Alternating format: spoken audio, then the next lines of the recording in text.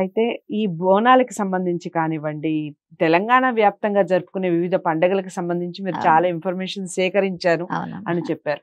ఎంతకాలం పట్టిందమ్మా అసలు మీకు ఈ సేకరణ?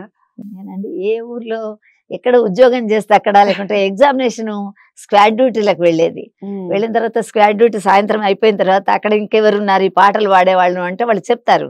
గ్రామీణ ప్రాంతాల్లో ఈజీగా మా ఊర్లో ఇవి బాగా పాడుతుందమ్మా చేస్తుంది అంటే ఎప్పుడు నా వెంట టేప్ రికార్డర్ ఉండేది. అది పట్టుకొని వెళ్ళి క్యాసెట్ పెట్టడం, ఆమె చేత పాడించడం, తీసుకువచ్చిన తర్వాత మళ్ళీ వాటిని సవరించడం, తర్వాత ముద్రించడం, ఈ 3 పనులు చేశాను. సేకరణ, సవరించడం, ముద్రించడం. అందరికి అంటే చాలా మంది అన్నారు. అత్యంత గొప్ప ప్రశంస ఏదైనా ఉందా ఈ సేకరణలో? మీకు అందిన గొప్ప ప్రశంస? నాకండి లైఫ్ అచీవ్మెంట్ అవార్డు ఇచ్చారు మొన్ననే.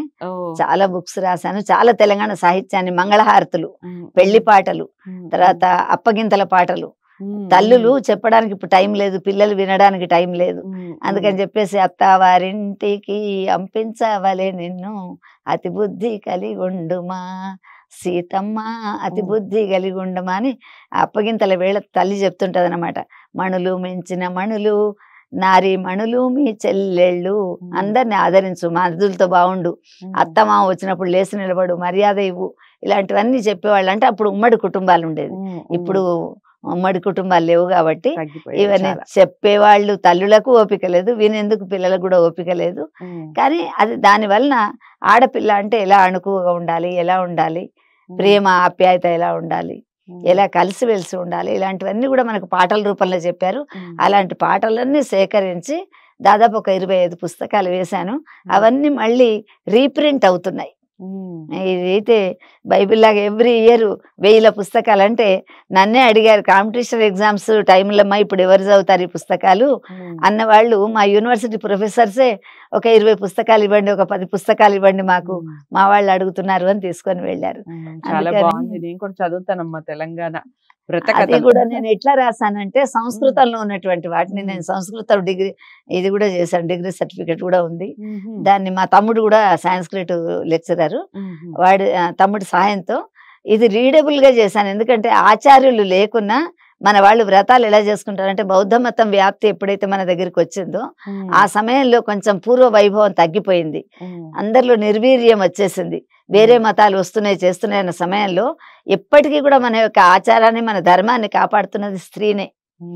ఆమె వ్రతాలు, ఆమె చేసుకునేటువంటి పూజలు, ఇంట్లో ఆమె చేస్తున్నది అంటే తండ్రి కొబ్బరికాయన గొంతెచ్చి పెడతాడు, అగరబత్తులన్న పెడతాడు, సాయం చేస్తాడు, పిల్లలు కూడా వచ్చి దండం పెట్టుకుంటారు, ప్రసాదం తింటారు. అందుకని ఆడవాళ్ళు తప్పకుండా మన దాన్ని కాపాడినటువంటి వాళ్ళు ఉన్నారు. వీళ్ళు ఆచార్యుడే రావాలి చెప్పాలంటే కుదరడం కష్టం. అందుకని ఈ చేసుకుంటున్న ప్రతి నెల కొన్ని వందలు ఉండేది, కానీ ఇప్పుడు ఈ రోజుల్లో అన్ని చేయలేము. మినిమంగా కొన్ని చేసుకుంటున్నటువంటి వాటిని సేకరించి మీ ఇంటికి వెళ్ళి కథ చెప్పమనో, లేకుంటే అక్షింతలు ఇవ్వమనో, పేపర్లు రాసుకుంటానని అనకుండా ఇంత ఇది వచ్చింది కదా మనకు, మీడియా వచ్చిన తర్వాత వీటిని ప్రింట్ చేసి పుస్తకాలు ఇచ్చేసాను. పుస్తకాలు ఇచ్చేస్తే కొంతమంది తెలుగు మీడియం 10th వరకే చదివి ఏదో తెలుగు సెకండ్ లాంగ్వేజ్, తర్వాత ఇంజనీరింగ్ అక్కడికి వెళ్ళిపోయినారు. కొంతమందికి యూట్యూబ్లో కూడా పెడతారు. ఇప్పుడు పొలాల అమావాస్య కథ ఉంటుంది, అలంకరణ చేసుకొని వ్రతం వంటలు చేసే వరకు టైం అయిపోతుంది. ఇంకా ఆమె అప్పుడు కథ చదువుకోవాలంటే టైం ఉండదు. అందుకని చెప్పేసి వాళ్ళు కూర దరుక్కుంటూ లేకుంటే పూజ చేసుకుంటూ ఈ కథ వినేటట్టు యూట్యూబ్లో కూడా పెడుతున్నాను.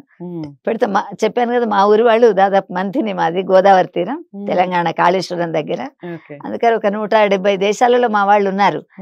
కమలక్క మీది యూట్యూబ్ విన్నాం, మేము అక్షంతలు వేసుకున్నాము, దారం కట్టుకున్నాం, తోరం కట్టుకున్నాం అని చెప్పేసి వాళ్ళందరూ పాపం పొద్దున్నే ఫోన్ చేసి చెప్తే నాకు సంతోషం. అంటే మన కల్చర్ను దేశ విదేశాల్లో కూడా కాపాడుతున్నారు.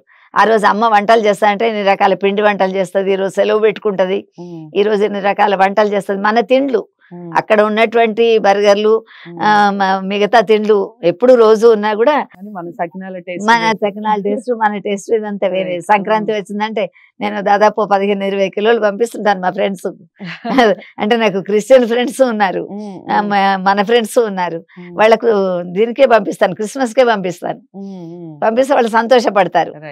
బిళ్ళలు, చకినాలు మనవి టేస్ట్ బాగుంటది అని చెప్పేసి అక్కడ కూడా చేసుకుంటున్నారు.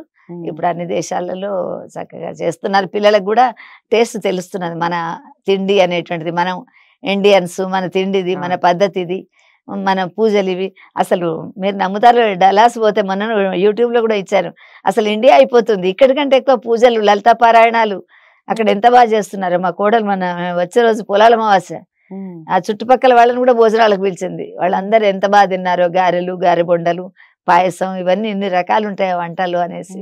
అంటే అన్ని కూడా మనకు పౌష్టికాహారాన్ని ఇచ్చేటువంటి అన్నమాట. రైట్, చాలా చక్కటి ఇన్ఫర్మేషన్.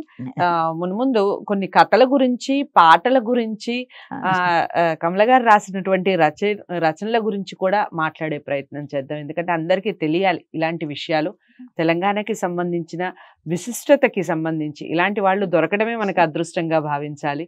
నేను ముందు చెప్పినట్టుగా సినారే గారంటే ఇష్టపడని వారు ఉండరు. తెలంగాణ వ్యాప్తంగా కాదు, అసలు ఆయన గురించి తెలిసిన అంతో ఇంతో, ఆయన పుస్తకం చదివినా, ఆయన పాట విన్నా, ఆయన ఏది విన్నా ఆయన అంటే ఇష్టం. అంత గొప్ప వ్యక్తికి చాలా సాహితీ గౌతమి అవార్డు ఇచ్చారమ్మా నాకు. అందులో కరీంనగర్ ఉమెన్స్ కాలేజ్ లో చేశాను, నేను ప్రత్యక్ష శిష్యురాలిని. అదే అదృష్టం అని చెప్పుకుంటా. ప్రత్యక్ష శిష్యురాలు కమల గారు మనకి దొరకడం నిజంగా అదృష్టంగా భావిస్తూ మంచి మంచి ప్రోగ్రామ్స్ ముందు చేసే ప్రయత్నం చేద్దాం కమల గారితో. వీడియోని లైక్ చేసి అందరికీ షేర్ చేసే ప్రయత్నం చేయండి. ఛానల్ని సబ్స్క్రైబ్ చేసుకోండి. మరో మంచి ప్రోగ్రాంతో మళ్ళీ మీ ముందుంటాం. నమస్తే.